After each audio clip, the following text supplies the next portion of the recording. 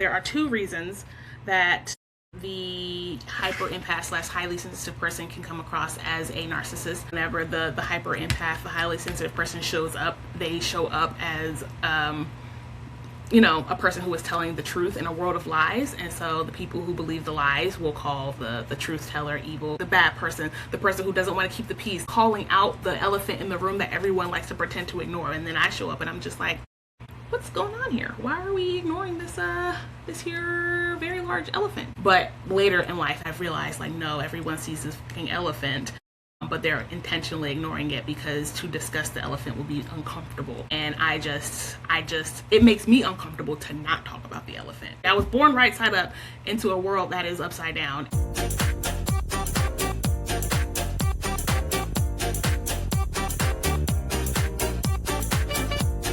Hello, and welcome back to Bri Speaks podcast. I am your host, Bri Speaks, who created the 6 Narcissistic Social Hierarchies of Control. The 6 Narcissistic Social Hierarchies of Control are patriarchy, capitalism, corporatism, racism, ableism, and religion. These are the 6 narcissistic social structures that have impregnated all of our minds and made us give birth to nonsense, the nonsense that is this world. All social structures and pillars that we have to deconstruct from our minds in order to see the world as a more, a brighter, more expansive place, and to be more free inside of your own bodies. Once you release all of the programming that these narcissistic structures have placed inside of you, you get to find out who you actually are on the inside, and you get to begin to connect with yourself and heal yourself. If there are any traumas you need to heal from these narcissistic social hierarchies, you get to live your life as a happy and free human, doing what you want and not what other people tell you to do. For instance, you could get married and then get divorced from your perfect husband because you were unhappy, even if the world told you should be happy. And so, once you deconstruct all these things, you begin to have the bravery to navigate the world however you see fit. And however you see fit is the way you're supposed to navigate the world. I always tell people, not everybody wants to be, an Olympic skier. Not everyone wants to be a writer. Not everyone wants to be a YouTuber. Not everyone wants to be an actress. Not everyone wants to be, an astronaut. Not everyone wants to be a president. The fact that you want to do what you want to do is very specific to you and your life experiences. And you should be following that path because you want to do it for a reason. Like, no one else, people want to do similar things, but the reason why you want to do the thing you want to do is very personal, and no one can tell you otherwise. Like, if you want to do something, you should do it. That's all. Unless it hurts other people, and then you should reconsider. Unless, of course, hurting that other person is the only way to get to your own freedom. To get to your own freedom, you might gotta hurt some people. Hey, if I was a enslaved person way back in the day and I was running away and a white person tried to stop me, you got to hurt the white person. Like, it's not that you want to hurt them, but they are in your way and you are on a path to freedom. It's not that you want to hurt anyone. It is that sometimes you have to do what you have to do. But it is not the same as you going around and just unaliving anyone who is white because you don't like white people, Some of us wish we could do that, but we can't because that's not nice. It's not right. It's not the right thing to do. So anyways, with that out the way, what are we talking about today? What is our narcissistic pillar that we're going to go into? And I've been thinking about it, and I've been really struggling with figuring out what video I wanted to put out after the whole husband thing, because if you look at all of my other videos, am not necessarily I don't put my personal business on the internet. I'm I'm an intellectual. I'm like a lecturer, a teacher, a person who helps people see things in a different way, gives people a different option, right, for how they can approach life. But I understand that is not the best way to get messages across. And so my spirit guides have been telling me I really need to do more storytelling. And again, as someone who is an aspiring author, I do love to tell a good story. But I don't want, I'm hesitant to put my life out on the internet, especially because of the reaction that I just got. It's like, I always forget how deep of a thinker I am, how differently I look at the world, how I have a different perspective than most people. But because I live in my world every day, whenever I say out loud the things that I've been thinking for 20 years, I literally will forget that other people haven't been thinking about the human existence for 20 years. And so whenever I say like my conclusion that I've come to after 20 years of deep thinking on a problem, everyone else is like, what the heck are you talking about, girl? Like, and I'm just like, what? I'm like, what do you mean? What am I talking about? You don't see it too? You don't feel this too? This is not your experience? Like, what are you talking about? So that's why I'm hesitant to share my stories with people because, I'm afraid of the perception of the world, but not really. That's the thing. I'm really not. It's like, I'm typically not, but I'm typically only sensitive to the opinions of people who I really love and care about, obviously.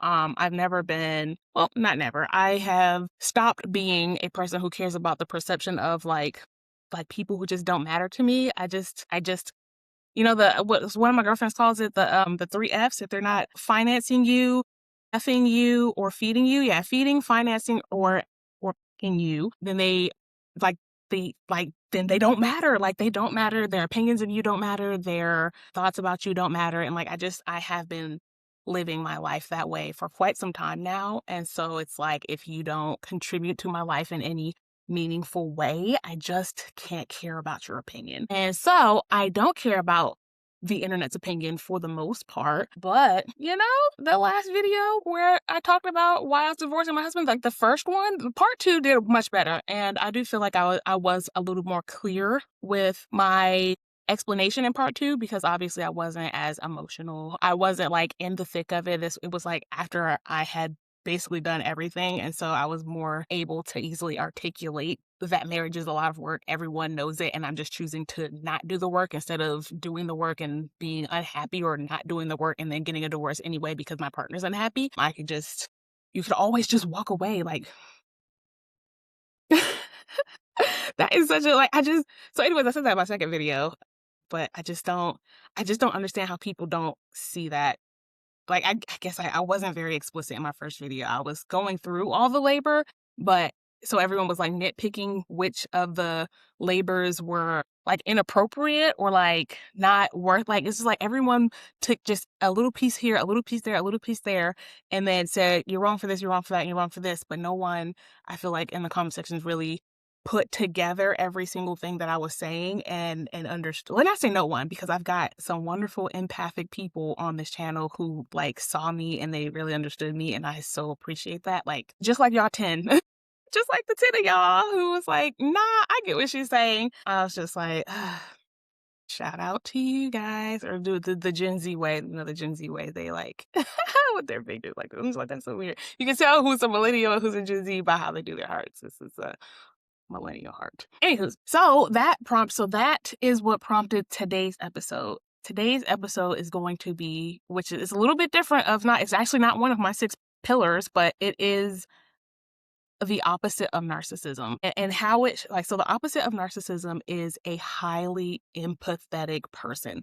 Narcissism, amongst all the other things that it is, again, if you're new here, I do not talk about narcissism as a psychological disorder, a narcissistic personality disorder. We're not talking about NPD. We are talking about the characteristics of narcissism, the traits of narcissism as a system, as a program, as an intelligence, like as a set of behaviors that can be applied to people, countries, governments, religious systems, like ways of thinking, ways of being. It is like being a narcissistic entity or person or thing is a state of being. Like, I am a hyper empath, a empathic person, a highly sensitive person, HSP. Those are like, that's a state of being. You can't, like, that's like, it's a state of being. You can't diagnose someone with like hyper empath disease. Like, you can, like, you listen, white people love to diagnose everything.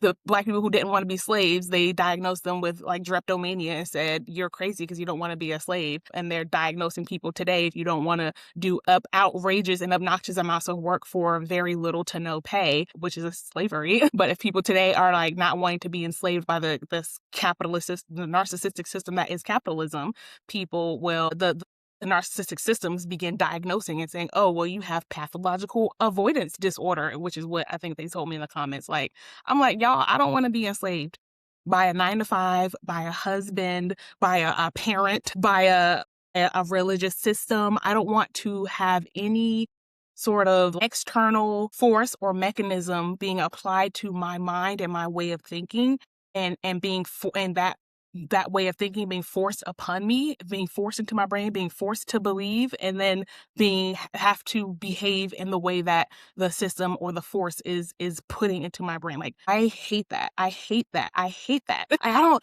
and I think it's also because I grew up like just reading so many fiction books.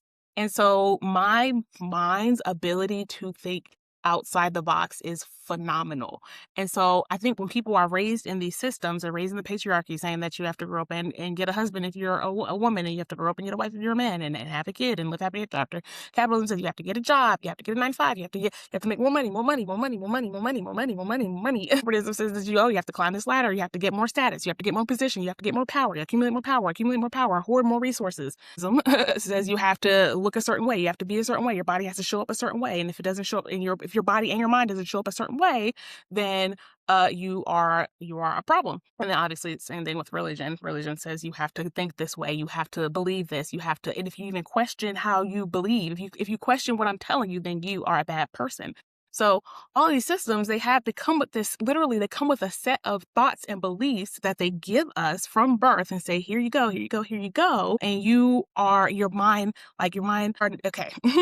If there is an infinite amount of possibilities for how humans can be, how society can be run, how society can be, these systems collapse all of those infinite possibilities into like four options. You got like 4 to 5 options. Honestly, each of these pillars, each like patriarchy, for a woman, you have one option of what a woman can look like. That's it. Like capitalism, you have one vision of what success looks like. It is being a highly rich, wealthy person. It doesn't matter like if you're happy or not in that system, it just matters how much money you have. Corporatism says you have to climb this ladder. You have to have this position or this title in order to be worthy. If you don't, then your life is not worthy. Like religion says you have to worship this God in this way, practice your spirituality this way. And if you don't do it this way, then you are not worthy. You will be devalued and you will go to hell, or you have eternal damnation or whatever. You are worth less. Like all of these systems that they give us and they tell us how to think. Like we're literally not allowed to think outside the box. But because I grew up in a space where I was literally only thinking outside the box, like, I don't know, what are some books? Octavia E. Butler always comes to my mind because, like, man, oh man, the way that lady, I love her brain, and it's like the way that she writes books in a way that I can't explain it. The fact that I can't explain it is how outside the box her books are. Like, I literally will read her books, and as I'm reading her books, I will think to myself, there's no way that this could even be made into a movie, because the way that she like articulates like literally the entire basis of like, okay, one of the books I'm thinking about books is about aliens who come to Earth and start mating with the humans, but the way that they mate, there are three like people involved in the mating process, not even two. One of them is this gender neutral like alien entity thing. It doesn't have a sex. It's not a boy or a girl or a female or a male. And it like connects the male entity and the female entity, even though the male entity and the female entity, they never actually like touch each other, or like they never touch each other, but they experience one another through this third genderless androgynous entity thing. And then I don't remember, actually, I gotta look it up, but I don't know who gets pregnant. I don't know if it was like the male entity, the female entity, or the neutral entity who got pregnant. I forgot. I have to reread this book. But yeah, there was alien tentacle sex in this book, and there were like gender expressions crazy like that you would literally never think about given the context of the world that we live in, and then the way that like just like that the entire society was structured was just so different than what we are used to looking at and seeing every single day. So I read books like Aliens, Tentacle, Gender Neutral Sex growing up. And so my brain is like, it is expanded to the max of what the possibilities of this world could be. But so many people don't have that expansive imagination. They just have like, this is what it is. And it could be maybe a little different left or a little different right. But when I think about what society could be, I literally I think about it, like I flip the whole thing on its head. Like, y'all, when I say the societies that I imagine in my head, they are radically different from what we have today, but they are still a possibility. The societies that we could have are still a possibility if people allow themselves to believe that there could be something different. Like, that's the thing. It's like, I guess people don't want to have hope that things could be different, because then, if it doesn't become different, then you have to experience disappointment. So I'm like, maybe it's a I don't want to be hopeful type of business, but really, in my mind, I just feel like it's like people are not exposed enough to what things could be or what things should be, or like, anywho's. So from my first video, I was called a narcissist a lot in the comment section as a woman who decided, as a Black woman who decided to choose herself over the patriarchy, over capitalism, over status and corporateness, over religion, and religion telling you to stay with your husband, literally no matter what. I walked away from everything that these social pillars tell you to live by and learn by and love by. And I did something completely different. And that is and it got everyone up in a tizzy, and they're like, oh, you're the narcissist. You're talking about narcissism, all of this stuff. That means it's you're the problem.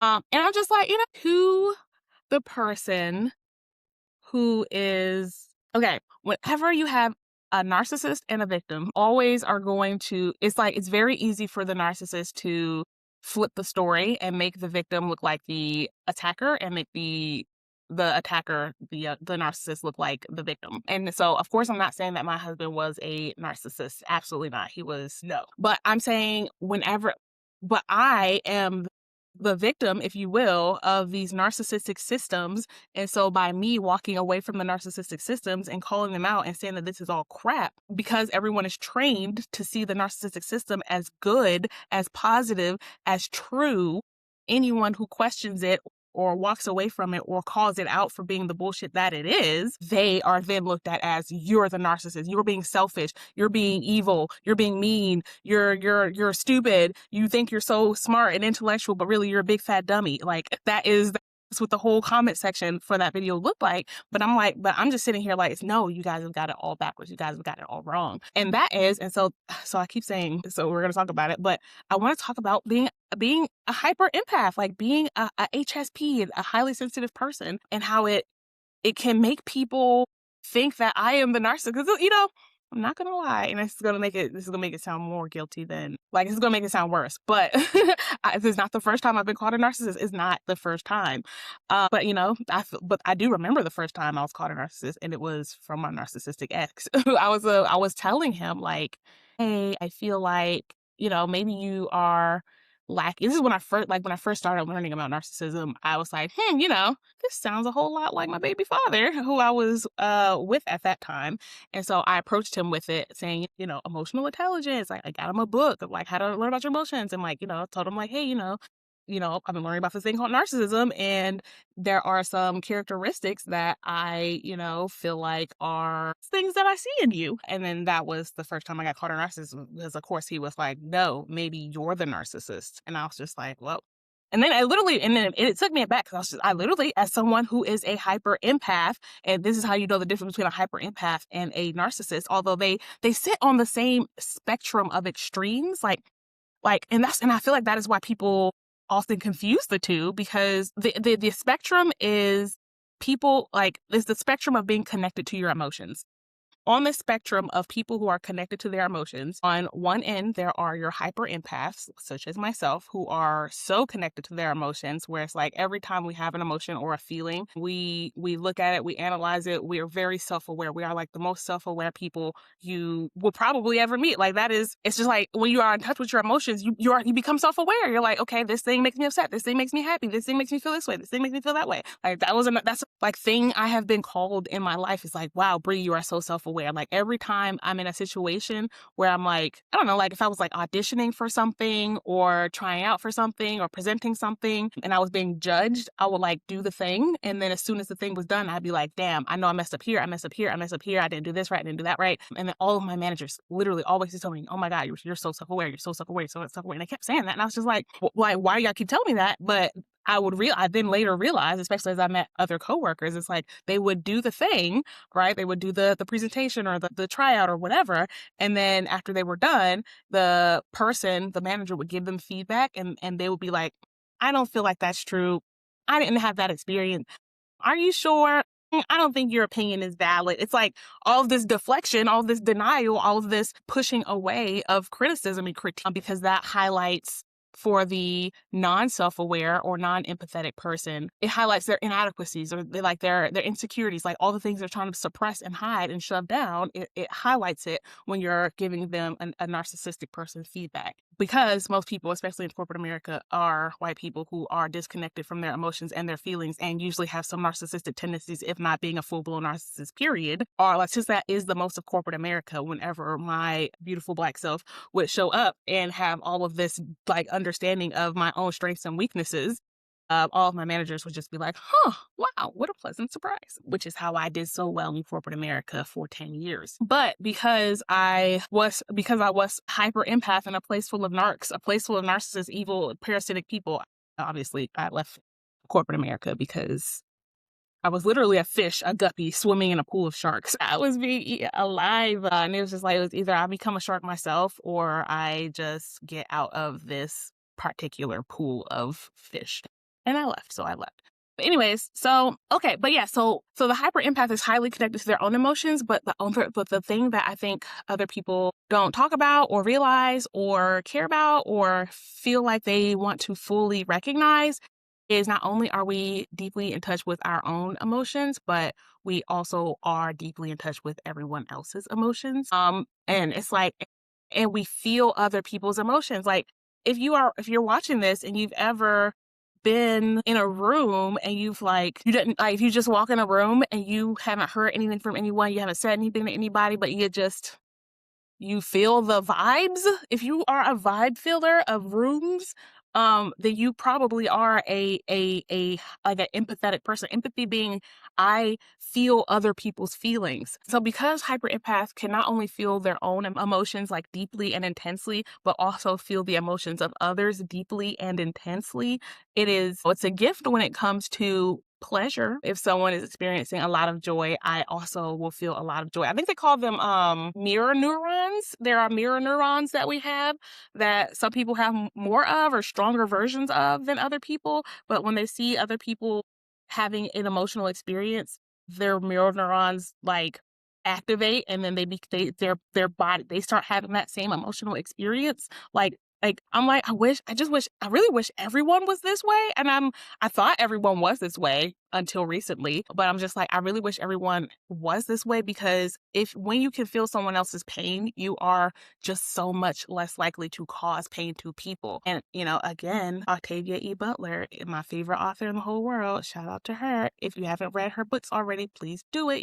There's nothing you can pick up that's a bad book from her. Parable of the Sower, which is, I think I don't know, I think Kindred might be her most famous book, but as of recently, her most famous book that's been populating as of recently, because it was set in like 2024, 2025, and it was predicting all this stuff that's actually happening today. But in that book, the main character has hyper empath disease. So it's a fictional depiction of what I feel and what I experience every single day. And so when I read that book, I was just like, there are others that are like me. But in this book, this character, this girl, this young Black woman, she it's like when someone gets cut, and they start bleeding, it's like she will start bleeding. Like that is because it's a fictional book, right? This is a fictional depiction, but it's a fictional depiction of a real life experience. Like even if I don't actually start bleeding, if someone gets cut, if I see someone I don't watch violence. I do not watch violence in TV and movies, because when I see that kind of violence, it hurts me. It literally hurts me. Like if I see someone get punched in the stomach, I will feel a literal gut punch. I will feel a gut punch. Like if someone gets hurt, in any kind of way, I feel it. If I see that, my brain interprets that as you are also experiencing that pain right now, and it will send pain signals through my body. So yeah, that happens to the girl in the book. And so I have recommended to everyone so that people can understand, there are humans walking among us that have the ability to feel other people's feelings so deeply and so greatly and so passionately that we would never want to inflict pain on other people. Because if I inflict pain on someone else, I'm literally inflicting pain on myself. Literally. Whenever I left my husband, it hurt me. It hurt me so much, but it hurt him. And the fact that it was hurting him hurt me doubly. I got hurt doubly from leaving my husband. because of who I am. But I knew that obviously if I stayed, I would have been hurting myself a lot, in a long-term fashion. And that wouldn't have been great for my overall just well-being. So I talk about that because a hyper empath or a highly sensitive person, HSPs, again, these are real psychological terms. I'm not just making stuff up, y'all. Although all terms are just made up terms that someone else made up, someone else who has like maybe a degree from a college. But again, it's as someone who has a degree, I'm like looking at it right now. I just don't, I hate colleges. I hate how college style learning is set up. Okay, because like one half of me is this deeply emotional and emotionally intelligent person. Shout out to genetics. I don't know what you want to blame this on or my makeup, but it is typical that people who are highly intellectually intelligent, they usually have very low EQs. They're very, socially awkward. They're weird. No one likes to be around them. No one likes to talk to them. But I have been, blessed is what I'm going to call it. Or cursed, depends on what you asking, to have been a highly intelligent, academically intelligent, and emotionally intelligent person my entire life. And that combination it's been a doozy, y'all. It's been a doozy, quite the doozy. This emotional connection are narcissism, being completely disconnected from your emotions and your spirit, which your spirit and your emotions are, really the same thing. And thus, you can cause immense harm without it causing you any harm. And in fact, when you are a narcissist and you are disconnected from your emotions, because you lack the ability to feel true feelings, you lack the ability to feel true love, true joy, true happiness. Like, you don't have that from life. You have to extract that from other people. You have to literally suck the life force out of other people, typically empaths, because one, we have a lot of life force energy, because we have a lot of emotion, we have a lot of like life force energy. I don't know how to explain that, but like there are people in the world who have like essentially just enough for themselves. So whenever a narc tries to like approach them, it's like they might get used a little bit, but it's like, it's like it's like genetic boundaries is almost what I want to call it. Like people who are not highly emotionally sensitive, but like also not evil. They're just like, I don't like this person, and so I'll just walk away, and that's excellent. But the hyper empath, the highly empathetic person, is like literally I can feel the pain of this person. I can see this person has these insecurities that they shouldn't have because they think they're ugly, but they're a beautiful person, or like they think they're dumb, but they're so capable. Like highly sensitive people, empathetic people, we want to believe in the best out of everyone. We want everyone to experience joy. We want everyone to experience love. We want everyone to experience like the fulfillment of life. And so if we see someone who isn't having that experience with their life, we want to help them. We want to give to them. We want to pour into them, because it's like, oh, if this person had the right amount of love and care and attention, then, they'll change how they feel about themselves. But little do young or naive empaths know, little do we know, that these people will likely never change. And if they do change, it's not going to be because you made them or because you told them. It's going to be because something in their life happened that made them see what is the problem with them. And then they began that reflective introspective process to heal the wounds that they have. But that doesn't happen from like, it's just like it is. Healing is it's like a deeply personal journey. If you are a narcissist, like most of them lack the self-awareness because they can't, self-awareness only comes from reflecting on yourself, reflecting on your thoughts, reflecting on how you think. Metacognition is a word that's been thrown around on the internet. Like, you're thinking about your thoughts, thinking about why you think of the way you think, thinking about how you started thinking about the way you think about the things you're thinking about. Most people don't go through that process. Empaths do it all day, every day. Narcissists do it never. And then everyone else kind of falls somewhere in between. But because narcissists do it never, they never tap in with their emotions and check in with their emotions and say, why do I feel this way? They never do that. It is literally their entire persona, their entire ego, their entire way of life is literally built around avoiding negative emotions, or like avoiding self-reflection, avoiding making themselves a problem, avoiding taking accountability and blaming it on everyone else. That's like their entire life's purpose. And now remember, not just the person, and this is narcissistic entities, the entire life's purpose of capitalism is to make all of us feel like we are the problem, that we are lazy, that we don't want to work hard enough or long enough or do more. We are the problem, not capitalism, according to capitalism. Corporatism, it's not that you're not working hard enough in a corporate system if you're not getting a promotion. It has nothing to do with the political dynamics that are happening in that area. Same thing with racism. It's like, no, it is not racism that is the problem. It's not the narcissistic entity. It's not the narcissistic system. It is the Black people. It is the people who are suffering that are the problem. Like, if it doesn't matter what systems are in place, if an entire population is suffering, it don't matter the system that the population is under. It is the population's job to fix themselves. Forget the system that is oppressing them.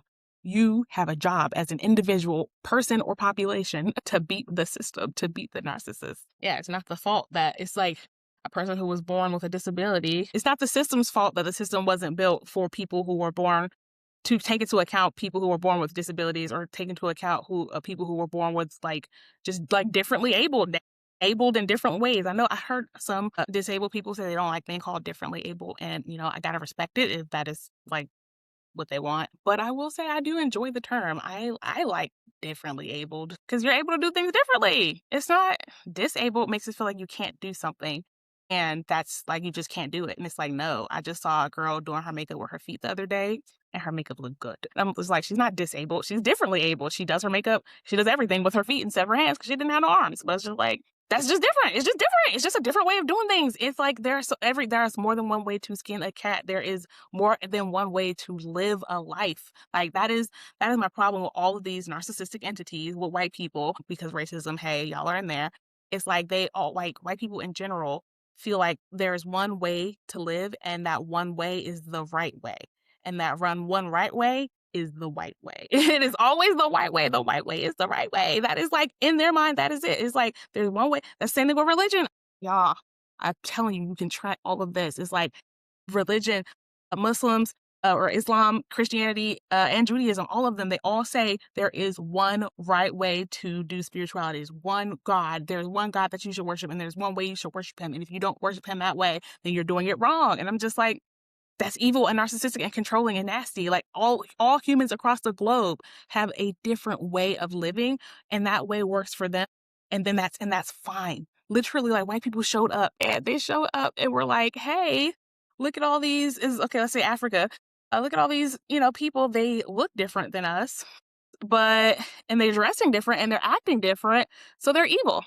They're evil, they're wrong. And that is because white people, and then like any narcissistic entity, and white people have collective narcissism, like as a group, the group of white people have taken on the characteristics of narcissism. So as a group, not just individual white people, but like in general, as a group, when white people move as a group, the behavior of the white group is the behavior of the narcissist. It is like, if black people tell white people, hey, the system is racist, the narcissist or the narcissistic group says, oh, no, you're the problem. It is not the group. It is not the system that we set up. There's none of the things that are actually the problem. It is you. So anyways, that's collective narcissism. That's like one of many examples of what white people do. But yeah, so whenever the white people showed up, and they see that people are living a different life than the way that they live, it challenged their worldview, because the narcissist has this weird mentality that the way I live is the right way to live. It is the one way to live. It is the best way to live. It is the superior way to live, right? And the narcissist thinks in hierarchies. And so they saw these other groups of people, and instead of saying, which is literally what every other group of people on planet Earth did, instead of saying, well, look at this interesting other way people are living. That's cool. We live this way, but it's good to know that there's a different way that you could live, and we decided to do that, And then individuals within groups and tribes had the full capability and ability to go in between groups and tribes if they still felt like it, and they could be accepted by the other group. It's like, I like to talk about, because all of these narcissistic social hierarchies or pillars, you can also see them as cults. And so I was like, the difference between a cult and a group is the ability to enter and exit that group without paying. A cult, if there's a high entry to get in, like a gang, right? If you're familiar with gangs, you get jumped into a gang, or fraternities and sororities, even though I'm someone who's in a sorority herself. But again, you join sororities when you're young and you don't know what's happening, but you have the initiation phase, or like the when you're online, that is an initiation ritual to get into the cult, because once you are traumatically introduced into this cult, you are more likely to stay inside of it because you've paid such a high cost of entry. Like, you've paid your dignity, you've paid your freedom, you've paid your self-esteem, you've paid your pride, you've paid your embarrassment, like you've paid some sort of very large emotional tax to get in. And so you're going to be hard pressed to leave, even when it's causing you pain, even when it's causing you trauma, even when it's like when things are going way left, because you paid this high price, your brain justifies all of these things as worth it. It's the same thing as if someone like stayed in a marriage for a very long time with an abusive partner or something like that. It's like it's sunken cost fallacy. It's like, I've already paid all of this money. I have to keep going. I can't give up now. Or if I give up now, that means I would lose everything that I've already, spent. But what they don't think about is, if I keep going and I don't, win on the other side, I will just lose even more money. I will just lose even more money. People don't think about that. They just think if you invest and you invest and you invest in something, in a sinking ship, enough investments will like plug the hole or, dump out some of the water. Like, no, a sinking ship is a sinking ship. It's going to sink fast or it's going to sink slow. But no matter how many patches you put into a sinking ship, it's going to sink unless something happens, some external intervention that has nothing to do with ship. Unless another ship comes and like pulls it out the water, like unless there's an external intervention, the ship is going to sink. And so going into a cult, it costs a lot. And so people are hard pressed to leave. And then the same thing happens when you're trying to leave a cult. If you leave a cult, if you try to leave MAGA, right? All these white people are like, yeah, I lost my whole family because I left MAGA, or I lost, I don't know, if you're just in any sort of cult or narcissistic relationship, like, again, a cult is a narcissistic group, is a narcissistic entity. It usually is led by one single narcissistic person sometimes, but sometimes it's not. Just like the group itself can be a narcissistic entity that sucks up people and sucks up the labor of the people and sucks up the life and the love and the resources from the people in the group. But again, it's usually headed by one narcissist who is sucking up all of that good energy and attention and power and money and wealth. But yeah, so the exit cost is also high. So that is the difference between a group and a cult. And so you can think of all of these things as cults. And so whenever you get in them, it's hard to get out. And then whenever you try to leave, you end up having to essentially pay the price of not having that community anymore. Like, a cult they will ostracize you if you go against the grain of the cult. And that is what I feel like happened. That's what I feel like happened to me in the comment section of that video. I feel like I was going against the grain of the cult of patriarchy because, again, we challenge a narcissist worldview when they feel like their way is the right way, the best way, the highest way. And you come up and you say, no, but there's this other way. The narcissist immediately thinks that you are saying that their way is wrong, that their way is awful, that their way is inferior to your way, which in this case, I am saying that about patriarchy. It's like, it's an evil, awful way to live. All of these narcissistic systems, anywho's. But in reality, in most examples, like, for example, when the Native American, like Columbus and them sailed across the ocean blue in 1452 or something like that. And they got there, and Native Americans were like, oh, who are these pale colored people? They have a different way of life. How can I help you? It's like everyone else will see a different way of life and just see that as a different way of life, but the narcissist will see that and see a threat. They will see that, and they will literally see it and see it as a threat to their existence. And that is why I feel like I got so much narcissistic rage on my video. But yeah, but so why does the narcissist why does the hyper empath or highly sensitive person display narcissistic traits? And it is because highly sensitive people or highly empathic people, because we experience two things. I would say we experience a higher level of clarity because of our self-awareness, because of our awareness, period. Like, we gain a very high level of self-awareness, your awareness of the world becomes exponentially higher. Like, and again, I will tag it somewhere here if you want to know about the actual 7 layers of awareness. Again, I didn't make it up. I'm just here explaining concepts on YouTube that I have researched and learned about throughout my many literal decades of researching and trying to understand human history. Like, I want people to understand. Small quick tangent. Some of my earliest memories as like 10 is the first time it comes up to my brain, but I really feel like maybe even earlier than that, 5 or 6 or 7, but like 10, I have a very specific memory of being in church and asking in my Bible study group, like, how can God be all good, all powerful, and all-knowing. Those are the three characteristics that God in the Bible says that he has, but he contradicts at least one of those three at literally any given time. You can't be all good if you're killing people. You can't be all powerful if bad is happening, because you could stop it if you were all powerful, and you can't be all knowing if you created people or things that you knew would be harmful or bad in the end. And say, oh, it's because I gave them free will. Like, you can give people free will, but if you know what's going to happen when you give them the free will, then do you know what's going to happen, or do they have free will? You can't have it both. You cannot have a God who says, I know everything that's going to happen to you from the moment that you are born to the day that you die, but then also say but you have free will to do whatever you want.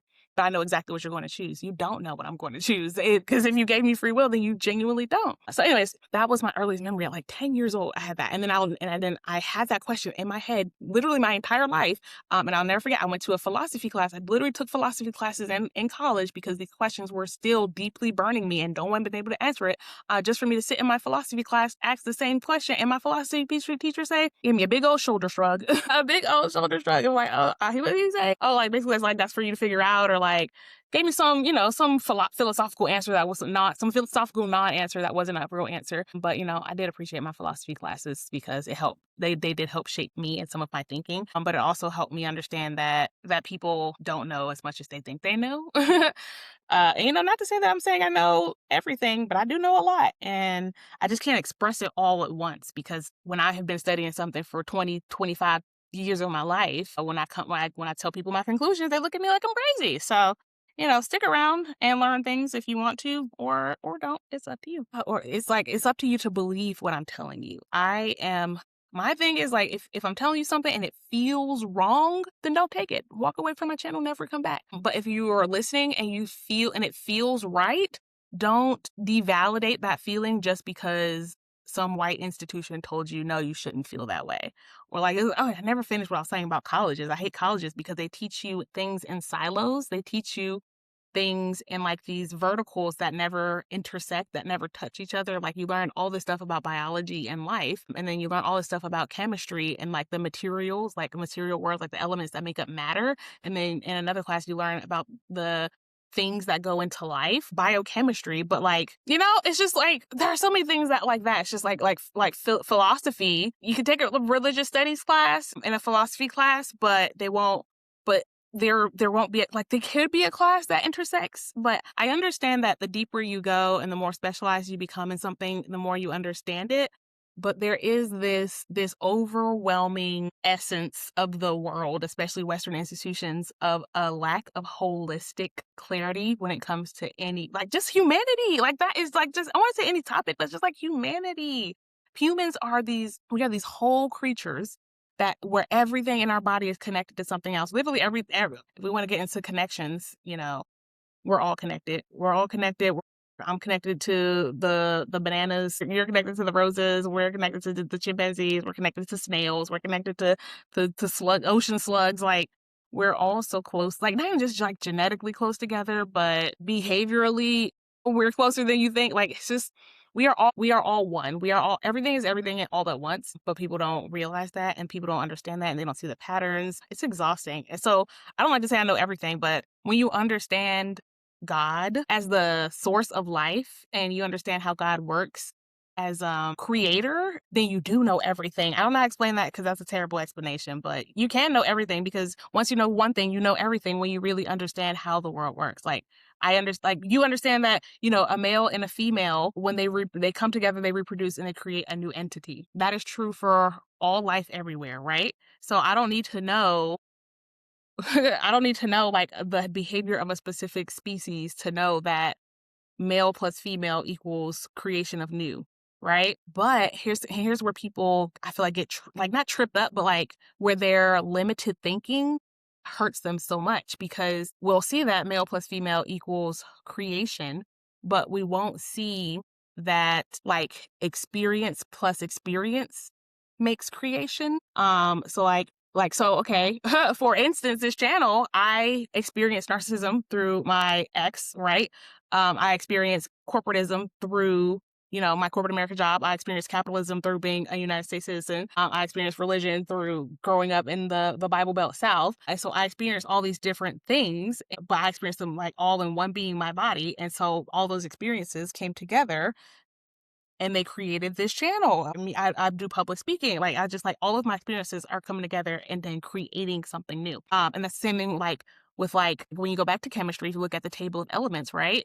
If you put together two elements, like let's say sodium chloride, which is table salt, one element of sodium plus one element of chlorine or chlorine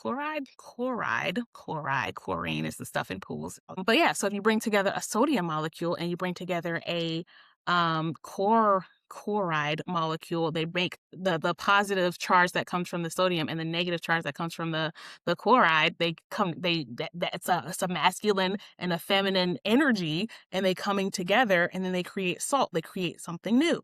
And so again, when you understand how like God, how like I can't explain that, like how God works, how creation works, how nature works, like life works, like, but it's not even just life. It's like because again, like a sodium chloride is not like alive, but it still exhibits the same properties. Like there are some fundamental properties of life that correspond across all things that are. And we are not taught them because we are taught everything is separate. We are taught everything is different from one another. We are taught to not think of things the same, like think of them as different, because we live in a world that is created through the narcissistic lens. The narcissist loves to separate things and then rank order them, separate and then hierarchy, separate and then value and devalue. That is the mind of the narcissist. And that is the world that we live in. And so if we didn't live in a world like that, I know the world would be such a different place. So I was saying earlier that there are two reasons that the hyper empath / highly sensitive person can come across as a narcissist. And the first reason was due to the inversion of the world. Whenever the hyper empath, the highly sensitive person shows up, they show up as a person who is telling the truth in a world of lies. And so the people who believe the lies will call the truth teller evil. Literally Jesus. Literally Jesus. I know all Christians are not going to, the Christians are going to hate me for saying this. I'm like, if you're a Christian and you're still here, I feel like that means you have been questioning your Christianity and you want to learn more, and I commend you. But if you're here just to spread hate and to spread the Christian gospel, then I don't know why you're here, because I am the wrong audience for you. So the Christians are going to hate this, but I often feel like Jesus. I often feel like Jesus. I often feel like Jesus. I feel like a light bearer, a light bringer, a bringer of truth, and literally in a world full of lies. And so I am often persecuted for it. I am often looked at as the evil person, the bad person, the person who doesn't want to keep the peace, the person who is too deep, who's thinking about it too deeply, who's over analyzing, who is calling out the elephant in the room that everyone likes to pretend to ignore. And then I show up and I'm just like, what's going on here? Why are we ignoring this here very large elephant? Do we not see this elephant here? Is it like, cause really cause the thing, because I was like born into this truth, is like, for me, living in the truth and seeing the truth for what it is who I am. It is what I am. It is my essence. And so I don't even, well, it used to be that I didn't even realize I was shaking the table. I was like, there would be an elephant in the room that no one is talking about. And I would literally be like, is no one talking about it? Because like, did I miss something? Is everyone not talking about it because we've already talked about it? Maybe I'm just showing up late and I'm just like, can someone give me the cliff notes? But later in life, as I've gotten older, I've realized like, no, everyone sees this fucking elephant, but they're intentionally ignoring it because to discuss the elephant will be uncomfortable. And I just, it makes me uncomfortable to not talk about the elephant. Like if like that is my problem. It's like, again, I am literally in the world that is upside down. So I was born right side up. Essentially, I was born right side up into a world that is upside down. And so I don't know how to play the politics game. Like I know how to play it, again, as a highly like emotionally attached person who can read the room and read emotions. I can read now, especially like I've always been able to feel it, but I wasn't able to read it. But now that I can read it and understand what's happening, I do have the choice to, be quiet or shake the table. And I would just shake the table. Like I was born to shake the table. Why have all this good truth and this good knowledge and then not tell people about it? That would be stupid in my personal opinion. It's like, if I have all of this truth and this knowledge that I know is truth, because of my experiences and my studying and my research and my understanding and my deep thinking and my introspection and my meditation and all the things that I've done. Why would I just take that and be quiet? I just don't. And then, mind you, I was born with the gift of gab. It's not like I don't know how to talk to people. I can talk to people. I was given all of these gifts. And so I'm going to use them. But that can often show up as looking like a self-centered narcissist. It's like, oh, everything's got to be about Bri. And it's just like, no, it's not even about me. It's about the world that is. It's about all of us. It is not about me. It's about everyone. It's about all of this suffering that's happening that doesn't have to be happening if people would just open their eyes to seeing what is actually in front of them and not what they want to see in their brains. And then two, being open to new ideas and new possibilities. People just need to be more open-minded and more self-aware, and the world will be a better place. So, hyper-empaths can show up as a narcissist because of the perspective that they're coming from in the upside down world. But then the second reason why people think highly sensitive people and hyper empaths are narcissists or narcissistic is because of that pain element of I take on the pain of others. But because of that, again, I lack the ability to pretend, I guess is the word. So because I lack the ability to pretend, it makes me show up as it's selfish. It's like, if everyone sees this elephant and everyone is like mutually agreeing to ignore the elephant because it will make everyone uncomfortable to talk about the elephant, if I show up and start talking about the elephant, then I seem selfish. Then I'm not caring about everyone else's comfort. But it's like, this elephant has the potential to stomp on and kill every single one of us if we don't do something about this elephant being here. Or like the elephant, let's say the elephant is growing and growing and growing and the room is not growing and we're all in this room. And if this elephant keeps growing and we don't talk about it and we don't do nothing about it, we're literally going to be crushed to death. But instead of talking about the elephant, everyone's just like, no, Bri, you are narcissistic because you want to talk. You're making all of us uncomfortable. You don't care about anyone but yourself. But it's like, so I still didn't explain that right. Because that's still more so the first reason of calling out the obvious.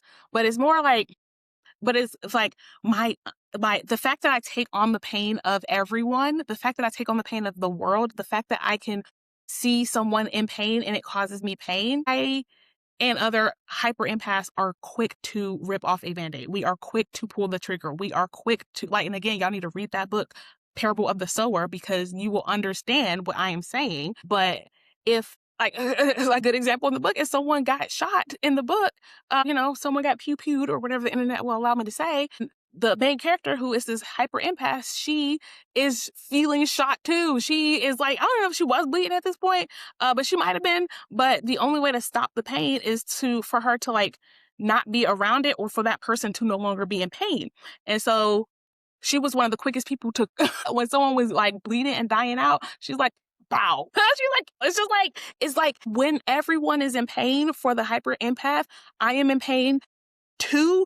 And I am taking on the pain of everybody else. And so for me to sit in the discomfort, if everyone sees this elephant, imagine if everyone sees this elephant and it is okay, let's say it's getting big and it's pressing on everyone, but everyone else feels a little bit of pressure, but you feel the pressure that you feel, that everyone else feels, and then you also feel the pressure that everyone else feels on top of the pressure that you feel. Wouldn't you be a bigger advocate of getting this elephant out the room? Wouldn't you be pushier? Wouldn't you be the person to be like, hey, everybody, what the fuck is going on? When you are a highly sensitive person, because you feel the pain quicker, faster, and then more intensely than everyone else, you are going to do things that everyone else feels is hasty or crazy or doing too much. But it's no, it is not. Again, so everyone thinks that I divorced my husband and they think that it was hasty, that it was crazy, that I could have, we could have worked it out, that I could have done all these other things to appease him and appease me and appease the marriage and appease the patriarchy. Because really, at the end of the day, that's what it is. That's the only reason why people want me to stay with this person, is because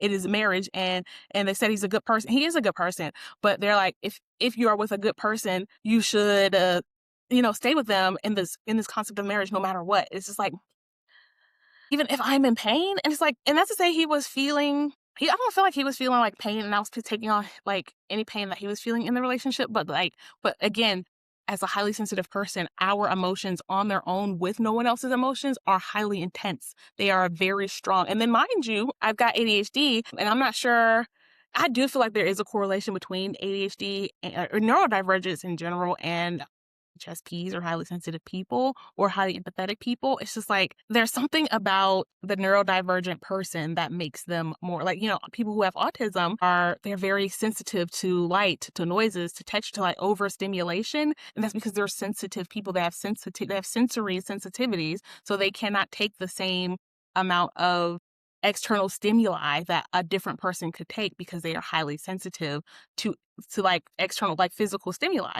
It is the same exact thing for ADHD people, but it's like emotion. Like there's this thing called it's called emotional, what is it called? Rejection sensitivity disorder, RSD. Again, all of these psychological terms, I really feel like they're giving names to things that are, I think, very normal in large segments of different populations, but because it's not normal in this population, the way that we have created society, it's now a pathology and it's weird. I feel like it's very weird to pathologize people who have big emotions. So anyway, so when we have ADHD, there's a thing called rejection sensitivity dysphoria or RSD, and it is the concept of having a stronger reaction to rejection than normal. Like a regular person is like, they get a rejection. It's like, ouch, that hurts, man, that sucks. Okay, we'll move on. But someone with ADHD, they get a rejection and it feels like a gut punch. It feels like a stab wound. It feels like this big and intense experience that is awful and terrible and, just terrible. And so that is a thing that is corresponding with ADHD specifically, but and this is a speculation, but I would speculate that people with ADHD, I would say there's going to be a larger propensity of people who are highly sensitive persons in ADHD groups in general. It's just like, it's because we have such fast cognitive processing, like it's just like because our brains are everywhere all at once, that it automatically creates a higher sense of awareness of everything over your regular everyday person who thinks much slower and thinks and processes much, in smaller chunks. Like but ADHDers will see a scene and take in so much more information than a regular person. And so it's like, that creates this. And then because we have that and then it's different from everyone else, that triggers that introspection immediately of like, okay, I'm noticing all these things. I'm seeing all these things. No one else is seeing these things. And then the automatic next question is like, well, why am I like this? Why do I see these things? Why are people's? And then from a very young age, ADHDers, we start that introspective process because we're already different. And so we already start questioning the systems. We start questioning the people. We start questioning everything that's happening. And so that self-awareness develops earlier for ADHDers. And then, again, that self-awareness, it attaches you to your emotions, and then you experience your emotions in a greater fashion. So, and then mind you, on top of all of that, y'all, I'm a Cancer. I'm a Cancer woman. With y'all. When I say it, I've got every single thing that the world has created that emphasizes emotions and emotional awareness and social awareness and human awareness. I got it all. I'm a woman, I'm a Cancer, I'm an ADHD, I'm a highly sensitive person, I'm a hyper empathic person. It's just I got all of the things. And so for me, when I was experiencing these, what everyone else experiences as these small micro emotions of disdain with having to do certain things, or disdain with having to say something, or and again, okay, so let me finish my thought. When I have all these experiences, all these disdains, everyone else will see them as all minor inconveniences, but the way I experienced them, they were big, and they were great, and they were oppressive, and they were harmful to me, and it hurt me to deny myself the things that I wanted to give myself. And it hurt me in a way that is much more intense than it would hurt someone else who is not as connected to their emotions, not as aware of their emotions, they don't feel their emotions. People are so disconnected from their emotions, and it's so I feel them much bigger, but it just makes me react faster. That is all. I don't react differently. I just react faster. And so while I felt all of this oppression and all of this jail and all of this loss of self very quickly, women everywhere feel the exact same thing. They just feel it 30 years down the line after the emotions have accumulated up more to the point where now they can feel it. That's and then they leave, and then they do something different. But they I'm still a human being. The things that I feel are human emotions. They just are bigger. They are more intense. And then I also feel other people's emotions, which adds to the intensity. So, narcissist? No, I'm not a narcissist. It's just like, I'm not going to suffer. I'm not going to suffer for any large amount of time. I just can't. I literally can't. I can't. I can't explain that enough. So it was all of that, and then plus the analytical awareness that comes with being a highly sensitive person. You start and a hyper empathic person, and an ADHDer, y'all don't understand what goes on up here. If y'all had this channel is just like, it's 2%. This whole channel of what you guys are seeing, of all these patterns, of all this stuff that I put together and packaged very nice and neat for you all, 2%. 2% of what goes on in this brain and what I feel and think and experience. Yeah, so that's my explanation for why it comes.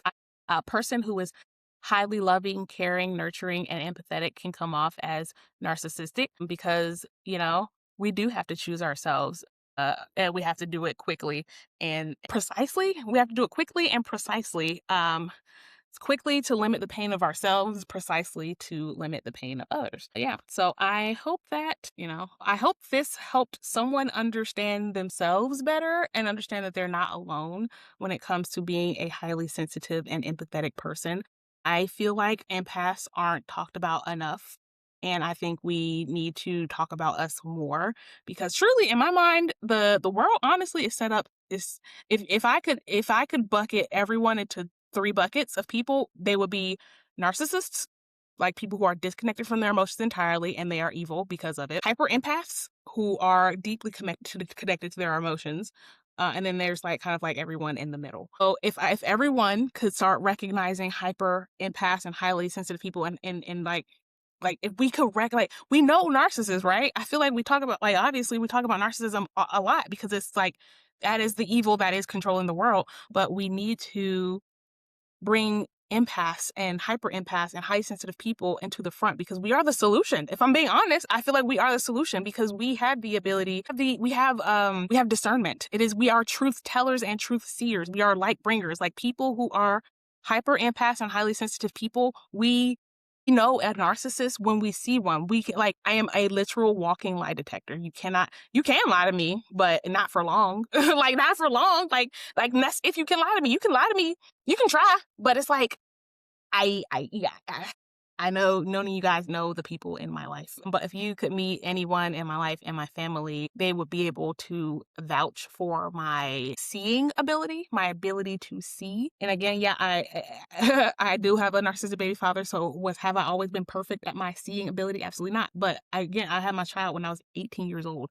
So no, you're born, even if you're born a seer, you still have to develop your seeing abilities like anyone else. You can be a natural prodigy at tennis, from the first time you pick up a tennis racket, but you still have to figure out how to do the mechanics of being a precise tennis player or anything, literally anything in the world. You can be a natural talent at anything, but if you don't practice and work at it, you won't get better. And we also know that hard work outbeats natural talent. Or is it they're saying that it's just hard work outworks natural talent every time or something like that. But people who are naturally talented, they tend to get lazy because they're naturally talented and they've always just been better than everybody without working too hard for it. But then there's always that person who wasn't necessarily naturally very good at it, but they worked really hard because they really wanted it. They were really passionate about it. And then they usually surpass the person who had the natural capabilities because they outworked the person who got lazy because they felt life was going to be a walk in the park for them. And so I had to develop my seeing abilities. But now that I have them, try me if you want to. Try me if you want to. Try me if you want to. You will fail miserably. So that's why I'm just and honestly, I would even narrow my buckets down to two buckets, narcissist and non-narcissist, if I'm being honest. That, and if we could, because I do feel like seers, highly empathetic people, highly sensitive people, highly emotionally intelligent people are the solution to the world because we take into account the human emotion aspect of any decision that is being made, which is antithetical to narcissism. Narcissists, they love using logic as their excuse for everything, as their excuse. Like, even men, you see men, like, men's hang up on why women shouldn't be in leadership is because women will be too emotional and make emotional decisions.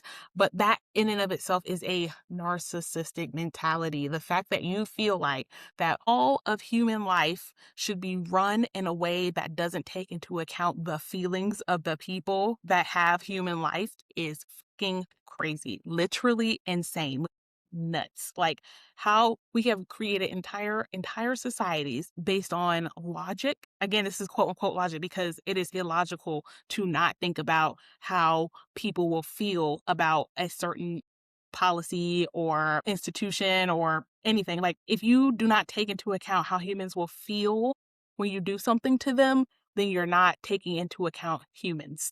You're not taking into account life. Like, not even just humans, because it's just like all animals feel. Like, y'all, people don't believe it, but I'm just like, the trees outside have some sort of feeling. Like, plants even have feelings. Like, feelings not in like I don't want to just call them like feelings and like, it's because again, even the fact that I have to justify the importance and the significance of feelings and emotions is how strong the narcissistic patriarchal society is, because the narcissist and the narcissistic system / entity does not like things that cannot be controlled and measured. Like, that is the narcissist. Narcissists love things that they can see and then control it and manipulate it and measure it so that they can rank order it and make hierarchy. Like, that is what the narcissists love. And so, of course, they are not going to consider emotions whenever it comes to decision making, because they cannot measure. It's like, it's very difficult to measure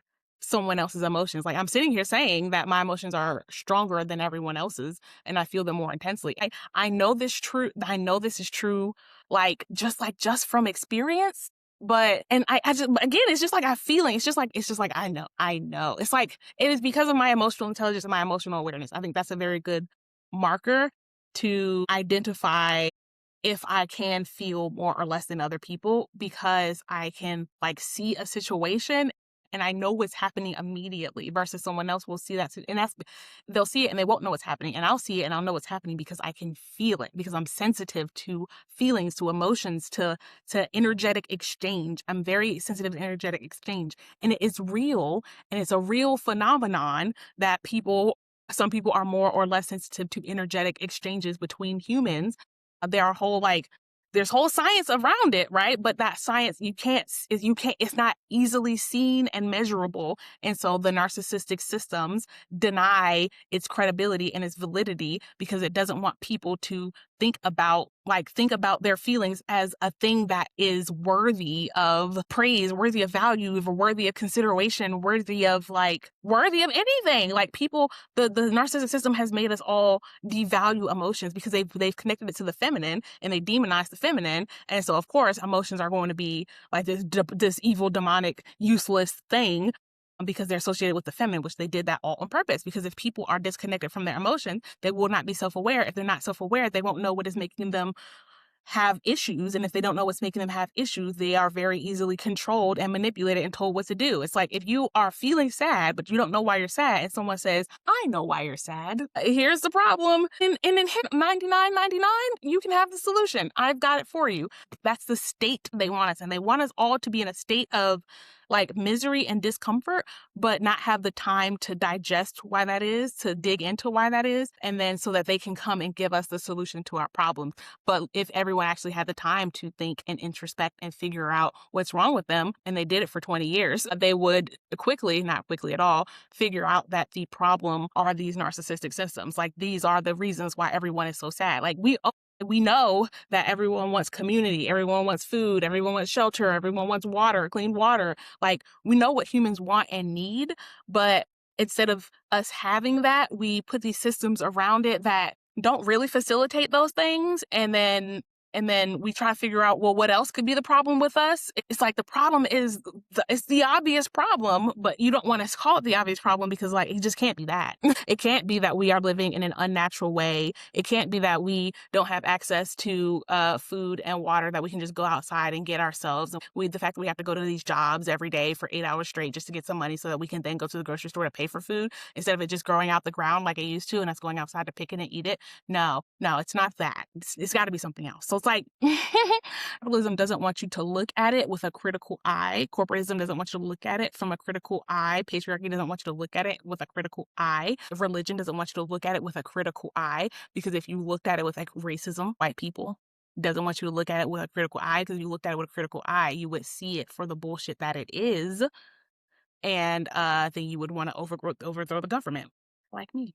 That is why I can sometimes come across as narcissistic. It is because I care about myself, but it is because I have to, because if I don't, I will experience such a large amount of discomfort. And probably, honestly, again, that spectrum of narcissism to hyper empath is the same spectrum, but the same discomfort and pain and like grossness that I feel whenever I am like experiencing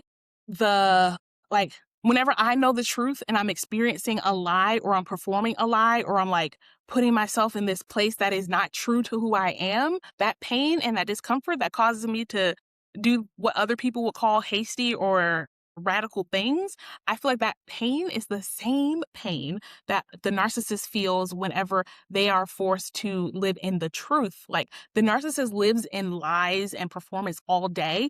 And so whenever the truth is shown to them by someone like a seer or a truth teller or a hyper empath, that makes them deeply uncomfortable. It makes them deeply fearful of like that person, or like, and it makes them hate that person. It makes them want to retaliate. It makes them anger. Like anything that reflects to the narcissist that deep insecurity, that lack of connection to self, that same grossness, that feeling, I feel like narcissists feel the same feeling. It's the same thing, but it's from an inverted perspective.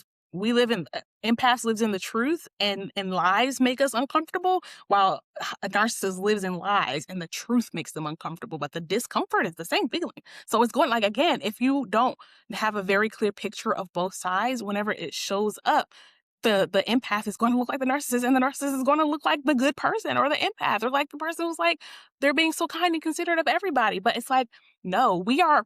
And yes, I say this all the time in my regular life, like, but I am the mortal enemy to narcissists. I am a narcissist slayer, if you will. Like, that's why I say a narcs can and do come up to me all the time, because I am light. I am joy. I am deeply in touch with spirit. I am a vast well of spirit source energy that narcissists, that they would love to eat. They would love to eat me. But because I am aware of who they are and what they want from me, they've got no chance. And I deny them all with emotional intelligence and grace. Typically, as I'm getting older and I am getting more and more exhausted with approaching this topic with patience and kindness and love and empathy, my patience is running lower by the day. So I don't know. I literally go back and forth every day between, do I want to approach narcissists with love and care and compassion? Because narcissists, they are a product of a lack of love. They are a product of trauma. They are a product of deep insecurities. And so you want to approach, so I want to approach them with like love and care and respect. But because they are so evil, because they are, I want to say capable of such evil, but no, I'm like, once you are a true narcissist, like once you are disconnected from your spirit, it doesn't matter the level of evil. It can be the level of evil of like my baby father, who tries his best to cause me havoc literally at any opportunity that he can. I don't give him many opportunities. It's literally like I only talk to him about our kiddo. But whenever the opportunity arises that he can cause me some sort of stress, he is like, he'll never miss that opportunity. But that stress is like, the impact of it is just, it's like you're annoying for a little bit, but whatever. All the way to the Epsteins, the Trumps, like people like narcissists with a immense amount of power, and so that they can enact immense amounts of evil on the world repeatedly over and over again. It's like, I try to I don't know. It's just like my empathetic self wants to be empathetic and kind and hope that they can change. But then my seer self, my intelligent self is like the pattern recognition self is like, till this day, I have not met a narcissist who has changed. I have not met a narcissist who has changed, like a true one. Like, because again, I have met people like white people, I think are a great example of people who have narcissistic tendencies and who anyone, really honestly, anyone who is indoctrinated deeply into any of my pillars of narcissistic social hierarchies, like any of those social hierarchies. So like if you are a white person in America, you are the ideal of the social hierarchy that is racism. Like racism puts white people boop right at the top. And so because you are the ideal of the system, you are going to take on narcissistic tendencies because you're going to have to do more performance to keep your social status. You're going to have to disconnect yourself from your true self, your spirit, your emotions in order to keep up the performance. Because if the moment you are in touch with your emotions, y'all, you cannot perform. You cannot perform. Like once you are true to yourself, you cannot perform. Your body does not allow it. Your nervous system does not allow it. Like I just like to lie, to perform, to pretend for me. I'm like, you literally can't even pay me. Like I performed the hell out of corporate America, was making almost $150,000 a year.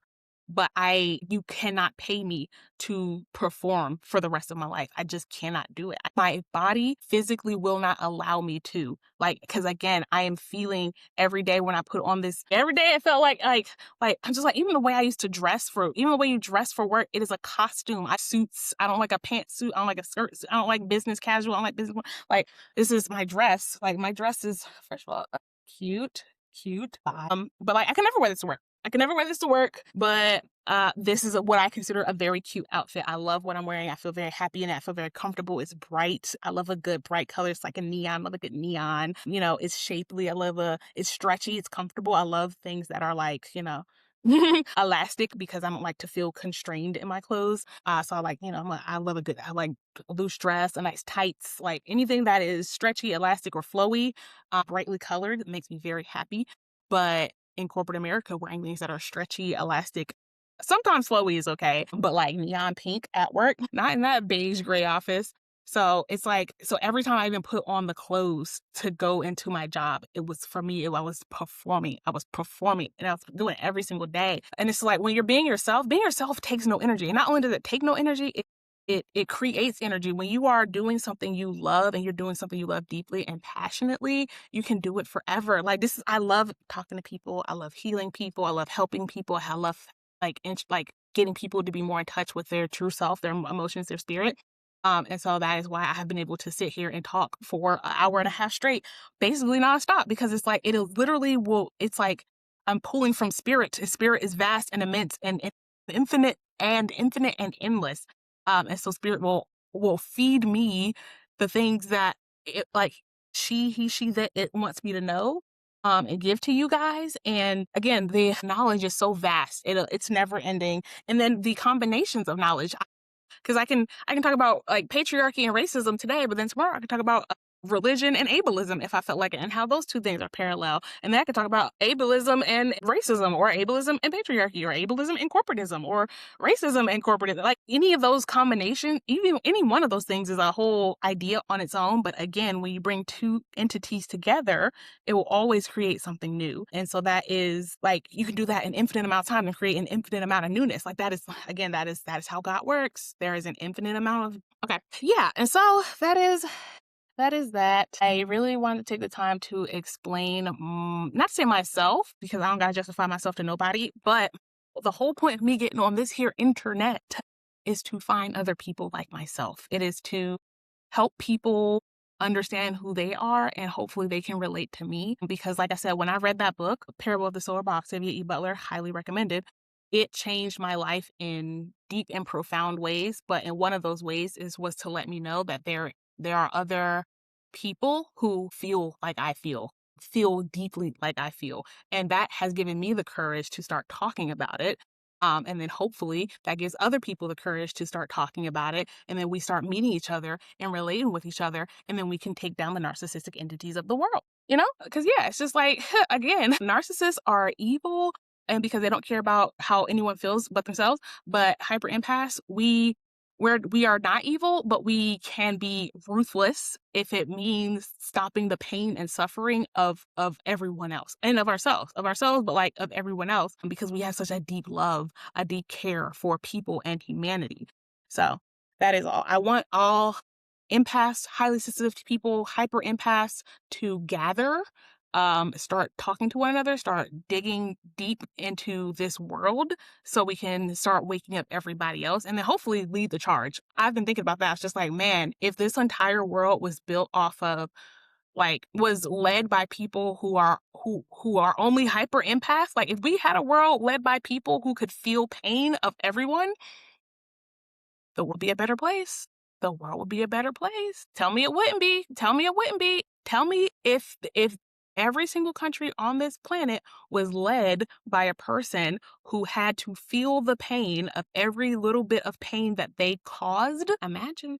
So yeah, the pain would be caused very rarely and only when absolutely necessary. And that's where I'm at. I'm just like, I don't like causing pain, but I will do it in rare instances when it's absolutely necessary. And that's really the only time it should ever be done. There should never, ever be a time where you have an option to not cause somebody pain and get the same outcome as causing someone pain and you choose causing pain. Only narcissists do that because, again, they don't have their own emotions. So they feed off of the emotions of others, even if it is a negative emotion. It's like Monsters, Inc. Does no one remember Monsters, Inc.? When those kids were screaming, it filled up the battery and it would give the monsters, literally give the monsters energy. Y'all, they're showing us in plain sight who they are and what they do. It's literally in plain sight.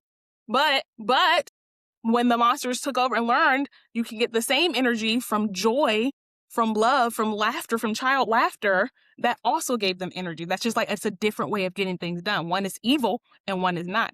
And so the only time you do stuff to hurt people is literally only when you have to and as a very last resort. And that is how hyper empaths would rule the world if we allowed them to. It should only be cancers and women.